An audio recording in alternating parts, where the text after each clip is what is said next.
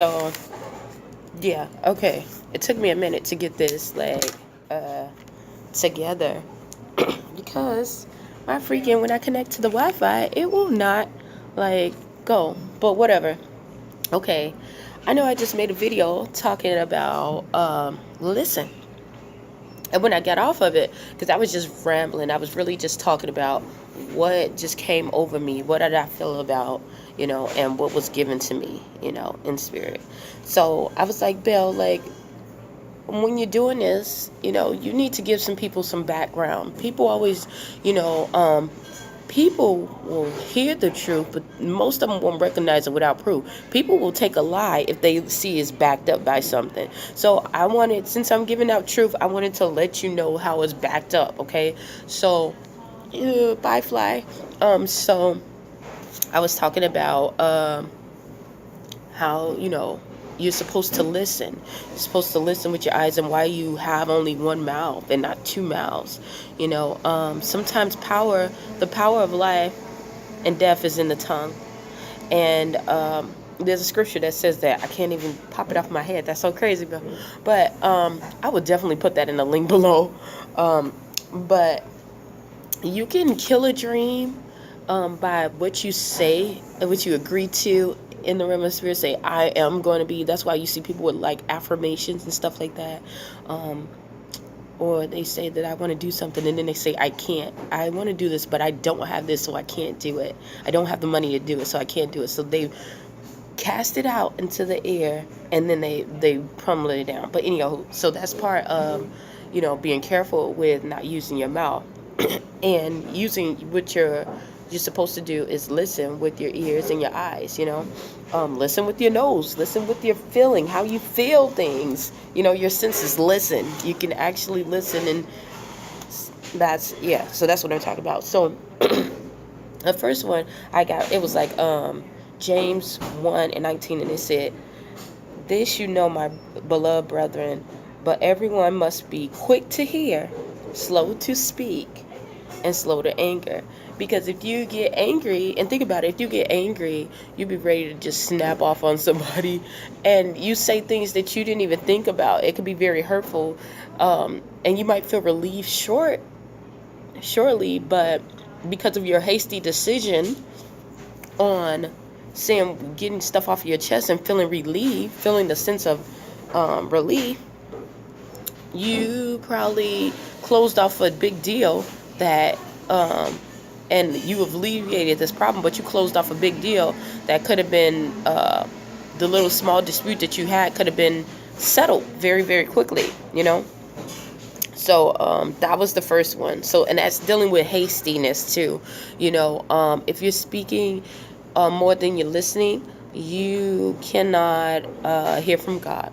You can't do anything. If you see a problem and you just react to it, you constantly react to it, you are giving it power. You're saying that you're in control of me, and I have to you made an action, and I have to react to it in order to solve it, in order to alleviate it, which is not true. Um, the ways of a man steps are ordered. It says that in the Bible. I forgot that verse too, but I would definitely put that in the link too. And it's a proper thing to plan and not to be hasty. And if you're looking at it, when you listen, like people all around the world, they're having these whole problems. The global crisis. We can't financially, we're going in a financial tumble, and people are just speaking it, putting it into existence. When it says, God telling you He's going to take care of all your needs, there are people who are struggling now, who are poor and who are really mentally struggling. But there are some people who are prospering like none other in this time because they're putting in these principles. So that's why I was like, I need to make another video about this and talk about, the power of listening, and how God really, that is a law. That's a universal law that God created for us to do. And when we don't participate in it, it's consequences to it.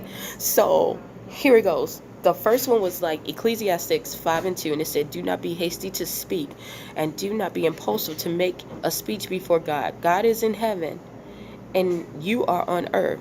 So let your words be few. Point and simple. God already know where you're going to be at. He already knew your steps. Your steps were already ordered. So if it was already ordered, he already knew where you was going to be at before you even got there, before you were even created, because he designed the world to be so, okay? He knew when you was going to say yes to his will. He knew he was going to say no. He knew all that stuff. So, yeah. Don't be hasty to go and say and make fake promises. And, people be like, well, God, if you get me out of this one, I'm going to go to church all the time. Get me out of this one, I'm going to stop tricking. You get me out of this one, I'm going to give all my money that I got from my business to the church. And it's like, God said, don't tell me nothing that you gonna do, because first of all, you ain't in control of nothing. So you being so hasty and you reacting to the situation instead of just sitting there and listening to what I'm doing. I might be bringing you out of something. I might be bringing you to your next miracle. I might be using you to pull somebody out. But anywho, so the second one is Proverbs 19:2, and it says also, it is not good for a person to be without knowledge, and he who hurries his footsteps okay. That was like one of the best ones for me, because when I was going through this, and people were like, even with this whole pageantry thing, if I would have told them what God told me, these people would have just laughed in my face.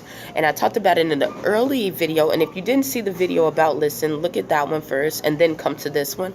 But I talked about Bishop T.D. Jakes and how he was talking about how when he first was called into the ministry, how he was sweeping floors.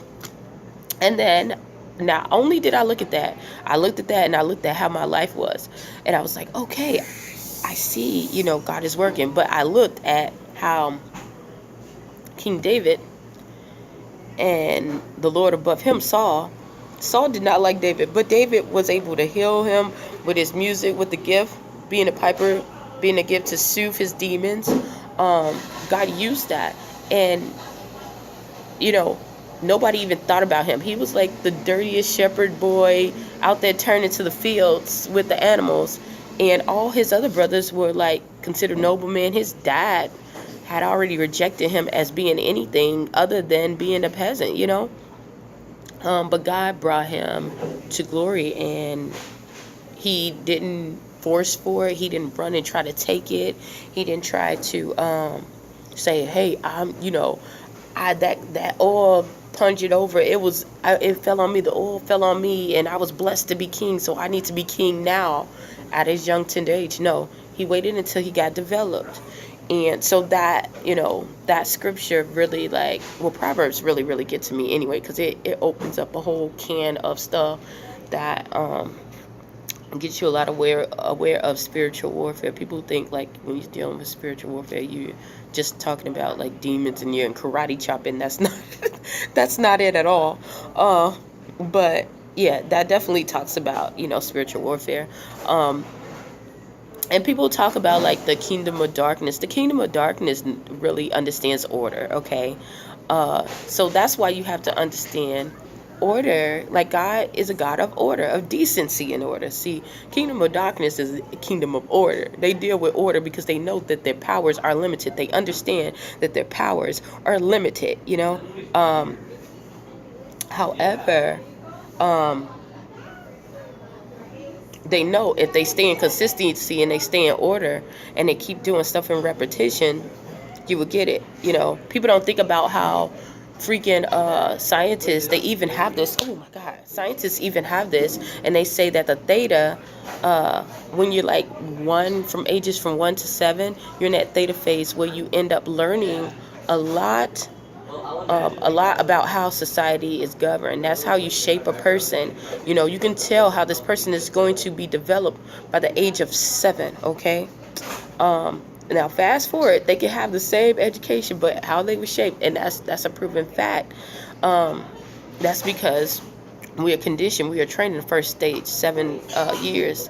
And then after that, the only way that we're learning something else is by repetition. Repetition changes a human condition. Repetition, so, yeah, and with repetition, it takes time. So that's what that Proverbs 19:2 got. Then, Proverbs 21, verse 5, it says, the plans of the diligent lead surely to advantage, but everyone who is hasty comes surely to poverty. Okay? Oh my God. Look at the people who be going, like I said, who be going. Y'all stop saying who be. Who jump from, well, most of the world jump from one thing to another. You never see the masses, the mass population going, steadily going into one direction. Usually they're guided. They're usually guided by popular, whatever is being shown to them, whatever is being conditioned to them. That's the repetition, television, news, and based off of that, they react to it, to their surroundings. Okay, well, if they're saying this, then it has to be this. So I'm changing my atmosphere, and they're operating that way.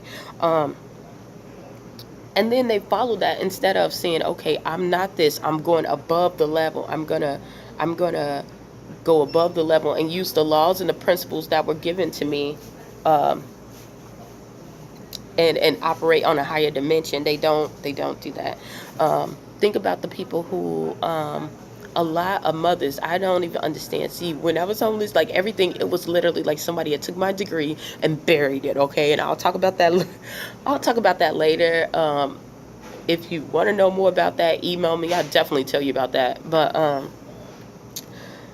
look at the people who have all these like kids, and they be like, well, I don't have any money. And it's like, that's crazy, because if you have all these kids, then you should be teaching them something. And if you do it in repetition, y'all could have had a whole business planning. Y'all, okay, I only get public assistance. Y'all could have been making some cookies. Y'all could have been making some brownies and started selling them to your neighbors. You know people that know people, okay? You got to know somebody because you're having babies, you know. And that's not to be sarcastic or anything, but if you are not diligent in what you're doing, you're throwing your seeds away. That's what they're doing, throwing their seeds away. Another example of this with Proverbs 15 is talking about, people who are hasty. Okay, say for instance, you are a sharecropper and you grow corn. Okay, you drop the corn seeds down, right? You plow the land, you put the seeds down, wait for it to grow. You don't water it. You just let it go. And then when it's grown, it's fully grown, you don't go and get it because you're tired. Like, so now you wasted your whole crops. Now the birds and the fowls of the air got the crops. Somebody probably plucked them out because they like, hey, this is gold right here. I can sell this corn. And since you never plucked it out, you grew it, you did all this work, and you left it there. So now you have no money. You lost your means to make substance. So, yeah, so I had to make that clear. That was like 1, 2, 3, 4. Okay, so those are 4 like things that I wanted to, 4, I guess, proofs to let you know that this stuff is real. You have to be diligent in what you do, and you have to stay focused. And there is really power in listening, okay? Yes, you might be attacked. Like, think about it, even in the Bible, all these people were attacked. Any type of adversity. I don't even have to even go in the Bible, because the Bible is so true that it happens today, yesterday, and forevermore. It constantly happens. It constantly happens. This is how you know it is true. Whether you are Buddhist, Muslim, whatever, okay? Okay? It happens, whatever. It happens the same way. The same way.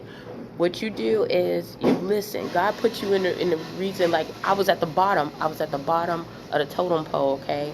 I was at the bottom of the totem pole. Look how David was at the bottom of the totem pole. Look at Bishop T.D. Jakes at the bottom of the totem pole. He is cleaning, sweeping up the rugs. No one is noticing that, but you have to get in that arena. You have to get in that arena. See, people who are wealthy, they're not wealthy for no reason. They have a repetition. It's an order.